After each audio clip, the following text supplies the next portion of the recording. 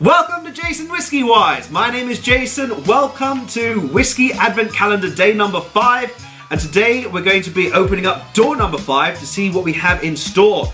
Now, as you can see, Mr. Bananas is back and he was reading the comments section, I believe, in day 1. As he was recovering from jet lag, and I believe GoHabs did ask a question in the comment section, where is Mr. Bananas? He's back. He's looking all Christmassy with his light decoration. He's got a dram already. As you can see over here, it says the malt. This is from one of the Taiwanese shops, so actually the Taiwanese bar I visited, and they gave me this little mini Glencairn, so I think this kind of suits him perfectly. It doesn't, you can see there, really perfect size, and he's already got a dram. Ooh, it's good. So, he's going to be reading any sort of comments if you guys leave it, and if you want to ask any questions, he'll read it and I'll answer it, because I don't think he's very good. He's quite quiet. So, door number 5. There we have it. That was a little tough one, but anyway, behind door number 5 is the Jim Beam Double Oak. Now, this is actually another new whiskey to me, so another whiskey from another place around the world. I think 5 whiskeys so far and 5 different locations. I'm gonna crack this one open. So Jim Beam Double Oak is actually a double basically maturation. So, whoa. They mature it once and then they remature it again in a charred oak, American oak barrel, which is a first fill basically. So that's gonna be quite interesting because I've actually not tried this one before. I've tried the regular Jim Beam and I think I tried a couple other products from them, but I think one was a cherry flavored one. That was one of my friend's favorites. So we're going to get into the actual nosing and tasting of this one, so let me know. So into the nose for this one, it's got a rather interesting nose. As I did mention, I'm quite new to bourbons and ryes, and thank you guys for also leaving your suggestions down below for bourbons that people recommended me for trying.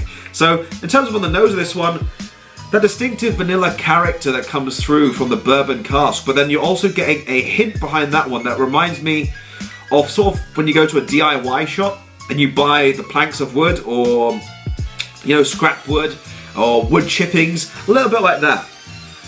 Behind that you're also getting a very unusual character, and this is like chocolate, but mint chocolate, what do you call those mint chocolate sandwiches? So basically it's like 2 biscuit pieces wedging mint chocolate ice cream. So maybe even a few chocolate chips in there.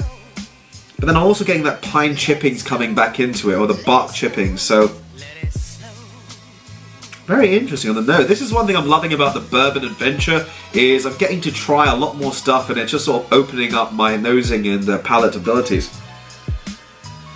There is a little bit like a toasted almond note that just sort of lingers on the back end.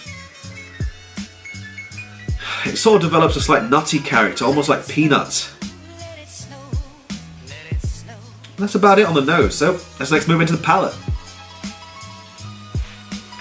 So to begin on the palate for this whiskey, it's got, again, quite a light medium texture that slightly develops ever so slightly the longer you hold it there on the palate.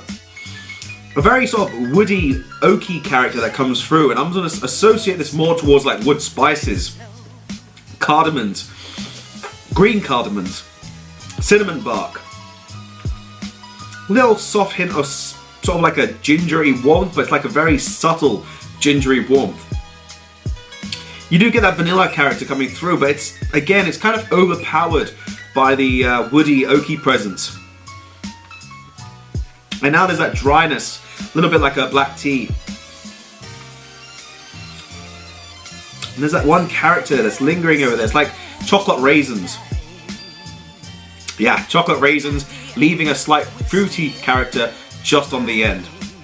But it does sort of finish out quite dry. So I'm going to assess the finish in the final sip, and then we'll come to my conclusion on this one.